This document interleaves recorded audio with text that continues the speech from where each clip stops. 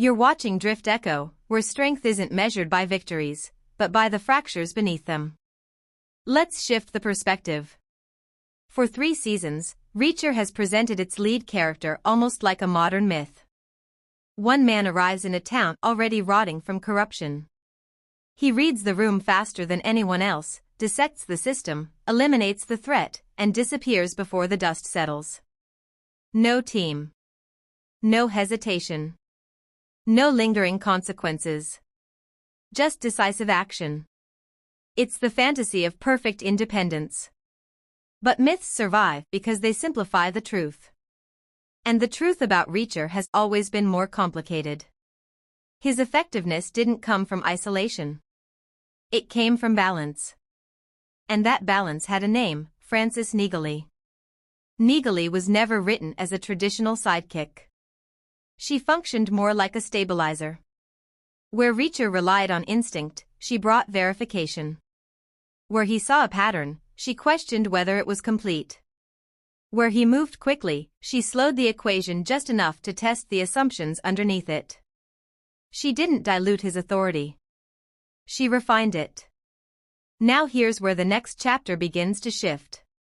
As Season 4 of Reacher moves through early production signals, there are indications that Maria Sten, the actor behind Neagley, may have a more limited presence while her own spin-off project develops. On the surface, that sounds like scheduling. Narratively, it's something else entirely. Because removing Neagley doesn't just reduce screen time. It removes the counterweight that kept Reacher's instincts calibrated. And early tonal hints suggest the series might lean into that absence. Instead of escalating the scale of conflict, season may compress it. Fewer explosive confrontations. More slow-burn tension. Less kicking doors open, more waiting outside them, unsure who already knows you're there. The danger becomes quieter. More strategic. More patient.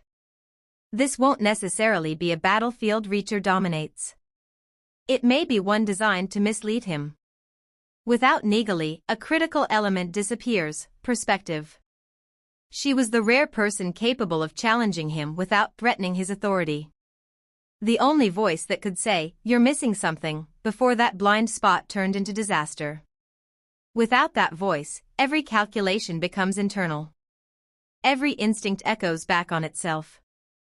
And every mistake lands harder. Because when there's no second opinion, doubt doesn't disappear. It multiplies. Reacher has always carried doubt, he simply buried it under movement. Under action. Under the relentless pace that never allowed hesitation to catch up with him. But if Season 4 slows the rhythm down, that buried uncertainty won't stay hidden. It will sit between decisions. It will question every move. Was Reacher effective because he stood alone? Or because he knew when not to? Isolation sharpens a blade. But it also removes the guard. And if the series truly leans into this colder direction, the violence may start to feel different.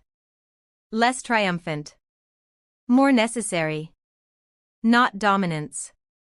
Endurance. The question stops being how hard Reacher can hit.